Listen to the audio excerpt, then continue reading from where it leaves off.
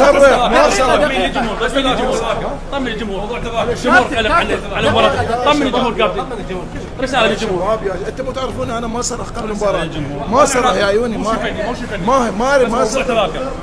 يا باب بعدنا التذاكر نحاول ويا الاخوة الاماراتيين.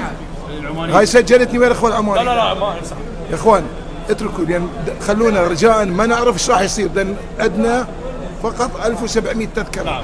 اوكي، احنا بدنا نحاول وياهم، طلبنا من عندهم زيادة، يحاولون الاخوان اذا صارت امكانية يعطونا اضافيات، فرح وراها اليوم راح نقرر كيف تتوزع. لو موجودات بالاتحاد. لا ذني مالتنا، ذني 2000 تذكرة مالتنا، 300 للاتحاد و1700 اشتريناها شرايه.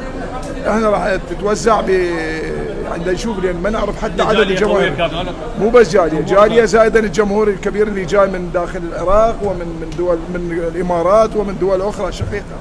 لذلك انا اعتقد خلي بس احنا بدنا نحاول، حاولنا ويا الاخوه في الاتحاد العماني العفو، وان شاء الله من نتوصل الى قرار منا خلال الساعات القادمه. ذاك الوقت راح نعلم الجماهير بالطريقه اللي تتوزع فيها تذاكر المباراه باذن الله تعالى، باذن الله.